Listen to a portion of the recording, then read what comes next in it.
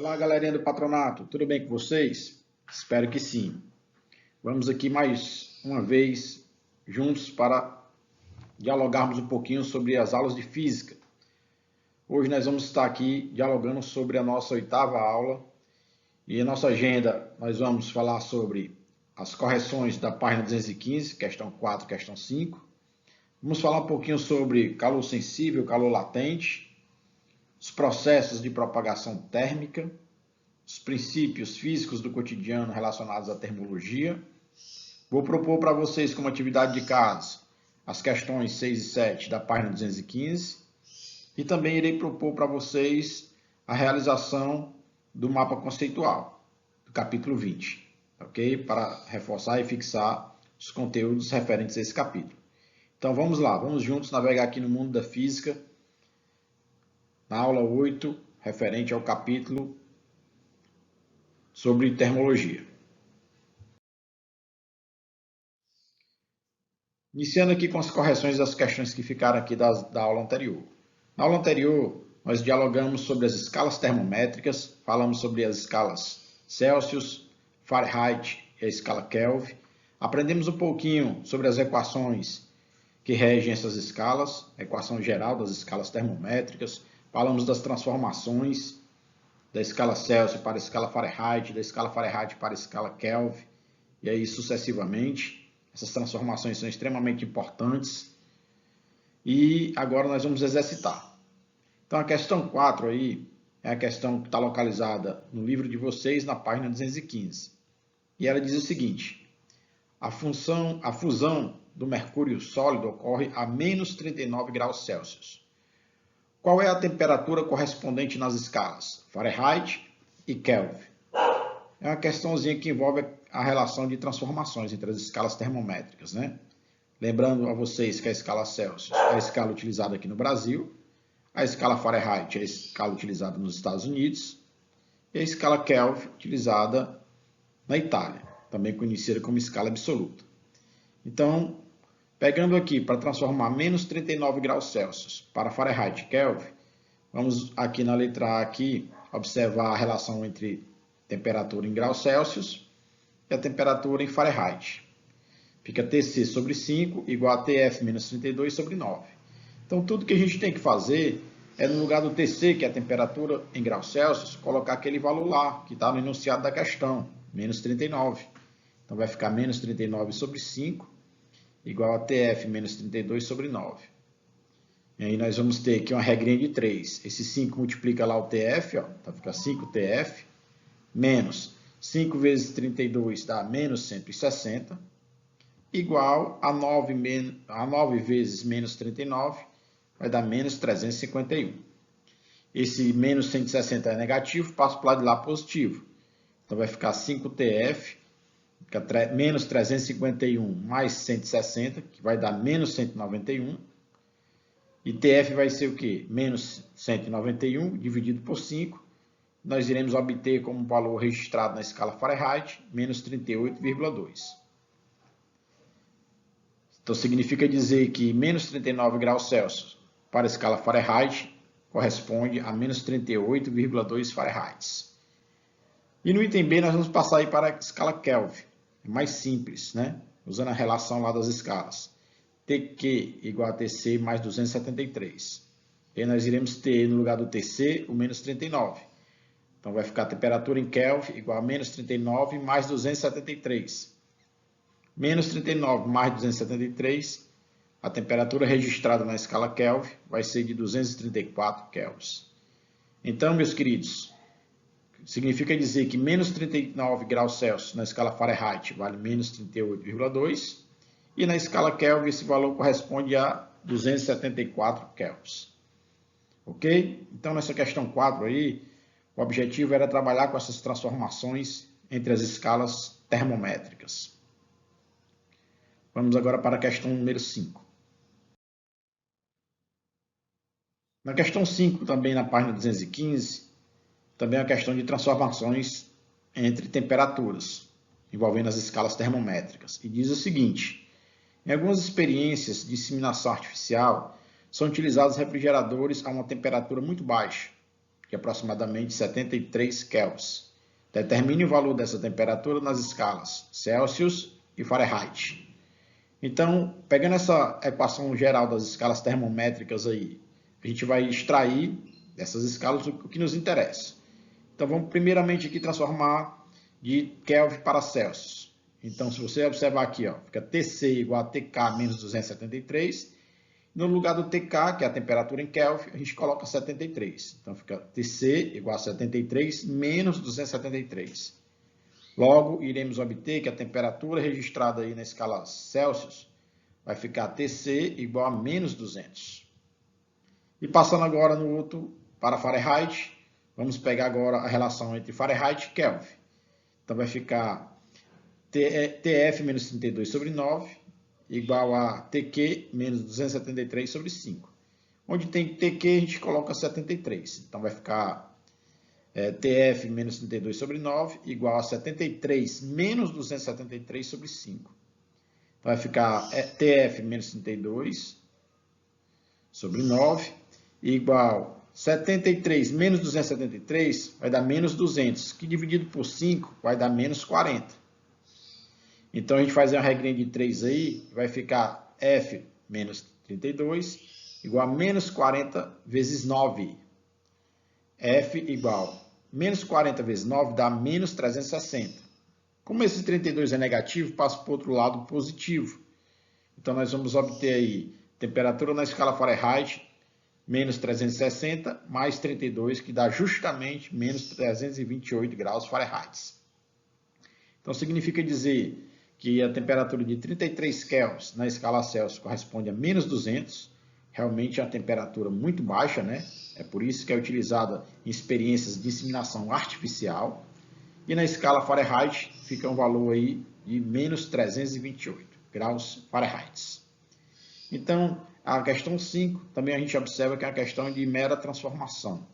Basta que a gente utilize de uma forma coerente e operacione a matemática utilizando aí a equação geral das escalas termométricas. Vamos lá. E o objetivo da aulinha de hoje é falar um pouquinho aqui de como se medir a quantidade de calor existente em um corpo. Então, para se medir a quantidade de calor existente em um corpo, certo? A gente observa aí que ao ser submetido um determinado corpo a uma certa temperatura, vai ter uma propagação de energia, ou seja, propagação térmica de calor, e esse corpo vai começar a aumentar a sua temperatura. E para a gente poder medir a quantidade de calor existente nesse corpo, nós temos que usar essa equaçãozinha aqui, ó, Q igual a M vezes C vezes delta T. O que é esse Q, Ricardo? Esse Q é a quantidade de calor existente no corpo.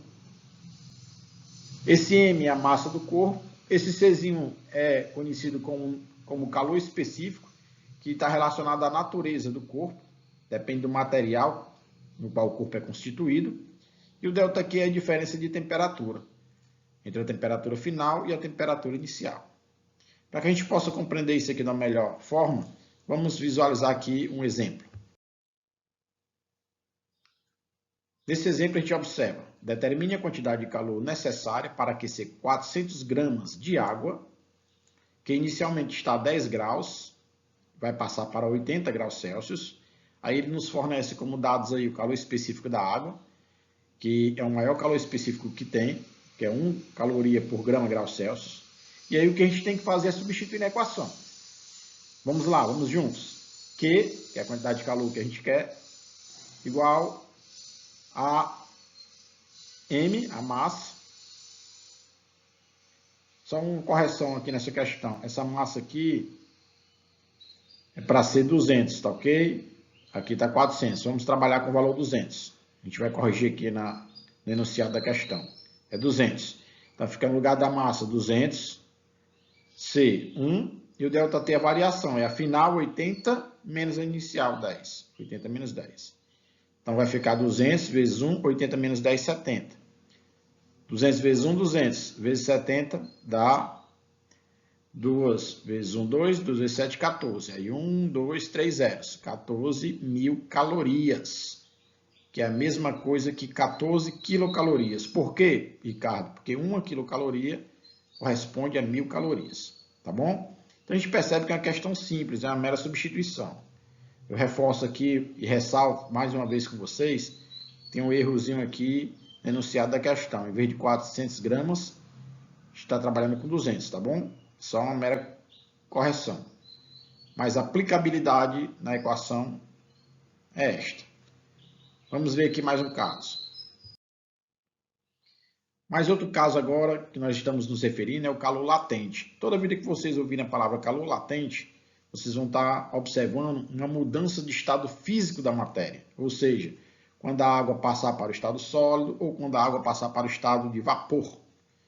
Então, o calor responsável em solidificar ou evaporar a água é justamente o calor chamado calor latente, que está diretamente relacionado à mudança de estados físicos da matéria. E a equaçãozinha é essa aqui, ó. Q é a quantidade de calor, que é dada em calorias, o M é a massa, que a gente já conhece, que é dada em gramas, e esse Lzinho aqui é o símbolo que representa o calor latente, que é dado em calorias por grama. Vamos ver aqui um exemplo aqui para familiarizar. Certo? Nesse exemplo aqui, a gente vai ver um pouquinho sobre os estados físicos da matéria. Os mais conhecidos são o estado sólido, o estado líquido e o estado de vapor, o estado gasoso. Certo? Ambos estão relacionados, como nós já estudamos anteriormente, a movimentações moleculares. Lembrando a vocês, meus queridos alunos, que no estado sólido as moléculas se encontram mais unidas, mais próximas. A energia de movimentação, que é a energia cinética, ela é menor. Aí nós temos aqui o estado líquido e o estado vapor, o estado gasoso, que é aquele estado onde as moléculas se encontram mais afastadas, onde a temperatura é maior e a energia cinética também é maior. Então, as principais transformações. Se eu estou aqui no estado líquido, quero passar para o estado sólido, o nome do processo da mudança de estado físico é a solidificação. Se eu estou no estado sólido, quero passar para o estado líquido, o processo é chamado de fusão. Se eu estou no estado líquido, quero passar para o estado de vapor, é chamado de vaporização. Se eu estou no estado gasoso, quero passar para o estado líquido, é chamado de liquefação. E a passagem do estado sólido diretamente para o estado gasoso, sem passar para o líquido, é chamado de sublimação, ou ressublimação, que é o processo oposto. Então, aqui são as principais mudanças de estados físicos que a gente trabalha a nível de ensino fundamental. Tá bem? Lembrando esses três estados, sólido, líquido e gasoso. Vamos ver um exemplo aqui que relaciona o calor latente, que é o calor responsável pela mudança de estado físico de uma matéria ou de um corpo. O exemplo diz o seguinte: qual a quantidade de calor necessária para derreter 400 gramas de gelo, que está a 0 graus Celsius? Aí ele dá aqui para a gente como informação: o calor latente de fusão do gelo é 80 calorias por grama. Então a gente percebe nessa questão aqui que é uma questão de mera substituição. Q igual a M vezes L, onde Q é a quantidade de calor, M é a massa do corpo e o L é o calor latente de fusão. Então Q igual a massa, que é 400, que é a massa do gelo, vezes 80, que é o calor latente de fusão, ou seja, quando o gelo vai começar a derreter e se transformar totalmente em água. Então, multiplicando aqui, 400 vezes 8, 4 vezes 8, 32, 1, 2, 3 zeros, dá 32 mil calorias. 32 mil calorias é a mesma coisa que 32 quilocalorias. Lembrem-se, esse Qzinho aqui, ó, esse Kzinho aqui, ele vale 1000, né? Então, 32 mil calorias corresponde a 32 quilocalorias. Então, percebam que nessa questão é uma questão de mera substituição. Outra coisa interessante também para a gente dialogar aqui é a forma como o calor se propaga. Nós já sabemos que falar em calor é falar de energia, e a energia se propaga de um corpo para o outro. Lembrando que nós já dialogamos sobre isso em aulas anteriores, e eu falei para vocês que essa propagação de energia sempre ocorre de um corpo de maior temperatura para um corpo de menor temperatura, até atingir um estado de equilíbrio térmico, que é justamente o estado onde ambos os corpos estarão com as mesmas temperaturas. Gente, e falar um pouquinho sobre o processo de propagação de calor é falar desses três aqui, ó, são os mais importantes, que é a condução, a convecção e a irradiação. O que é que consiste a condução? Se vocês observarem bem essa figurinha aqui, você vai ver que uma barra de metal ela está sendo submetida a uma determinada fonte de calor e ela vai aquecendo gradativamente, aos poucos, molécula a molécula. O processo de condução Ele é um processo que ocorre predominantemente nos estados sólidos e é caracterizado pela transmissão de energia de molécula para molécula, certo? Então, falou em condução, vocês vão lembrar. É o processo que acontece nos corpos onde se encontram no estado sólido, onde a transmissão de calor ocorre de molécula a molécula. Já o processo de propagação de calor por convecção, a gente observa isso aqui em alguns exemplos do nosso cotidiano. É o processo de funcionamento aqui de uma panela que tem água, que está submetida a uma determinada fonte de calor. É o processo que acontece dentro do refrigerador, na geladeira. E é o mesmo processo que acontece aqui nas centrais de ar-condicionado. De que forma, Ricardo? A gente observa aqui nessa primeira figurinha aqui, a água ela é submetida aqui a uma determinada fonte de calor e a água que está mais próxima a essa fonte, ela vai aquecendo. Ou seja, quando a água ela aquece, as moléculas ficam mais vibrantes, com maior energia cinética. A energia cinética maior, ela fica mais leve. Ela vai subindo aqui, ó. Então, sobe água quente, desce água fria. Essa subida de água quente e descida de água fria é chamada de corrente de convecção, que é justamente o que caracteriza esse processo. Então, fica esse ciclo aqui. É por isso, meus queridos, que quando você coloca água na panela e coloca na chama do fogo por um determinado período de tempo, a água começa a borbulhar. É um processo chamado de convecção. Do mesmo jeito acontece aqui na geladeira. O refrigerador, onde a temperatura é menor, é aqui em cima. Então, o ar frio ele é mais pesado, então ele desce. O ar quente ele é mais leve, ele sobe. Ar frio pesado desce, ar quente leve sobe. Essa correntezinha aqui é o que nós chamamos de corrente de convecção. Nas centrais de ar-condicionado, do mesmo jeito. A central deve estar aqui a uma determinada altura. É importante que ela seja instalada pelo menos a 1,80 m, 1,70 m do solo, para que ela consiga refrigerizar o ar que está aqui na superfície superior. O ar frio ele desce, que é mais pesado, e o ar quente que está embaixo ele vai subir. Esse processo é chamado processo de corrente de convecção. Uma coisa interessante é que nesse processo aqui consiste no transporte de energia, certo? E no transporte de matéria também, ok? No transporte de energia e no transporte de matéria. Lá na condução que nós vimos lá, ocorre no estado sólido. Ocorre o transporte de energia e também ocorre o transporte de matéria. Ok? Vamos ver o terceiro estado agora da estrutura molecular. Nesse terceiro estado é o estado de radiação térmica. Se a gente observar essa figurinha aqui, ó, a gente percebe que o Sol ele emite os raios infravermelhos e as ondas eletromagnéticas aqui em direção à Terra. E é extremamente importante isso, porque é justamente o que proporciona uma temperatura acessível à vida em nosso planeta. O processo de radiação ele é diferente do processo de condução e diferente do processo de convecção. Porque nesse processo, queridos, certo? Ocorre simplesmente a propagação do calor, mas não há transporte de matéria. Cuidado com isso. No processo de radiação não há transporte de matéria, somente de energia, de calor. Ok? Outra coisa interessante também relacionada a esse processo é que ele pode acontecer aqui no vácuo. Tanto a condução como a convecção precisam de uma aproximação. Na irradiação, não. O Sol está bem distante da Terra, em torno de 150 milhões de quilômetros. E a radiação ela ocorre no vácuo. Lembrando para vocês que o vácuo é a existência de ar, né? Inexistência de ar. Tá bom? Então, a gente observa também outro exemplo de radiação aqui, quando uma pessoa está próxima a uma fonte térmica, né? Uma pessoa próxima aqui a uma fogueira. Não há necessidade dele encostar no fogo. Ele vai sentindo aqui o calor se propagando no vácuo até chegar à pessoa. Então, resumindo, o processo de radiação é um processo que transporta energia e calor, mas não transporta matéria. Transporta energia, mas não transporta matéria. Certo? É isso que caracteriza o transporte de convecção. Aqui eu trago para vocês aqui um pouquinho desse princípio, desse processo. Em radiação, o calor é transmitido por ondas eletromagnéticas, principalmente pelos raios infravermelhos, também chamadas de ondas de calor, calor radiante. As ondas eletromagnéticas podem ser de diferentes tipos, né? Aqui a gente observa uma estufa.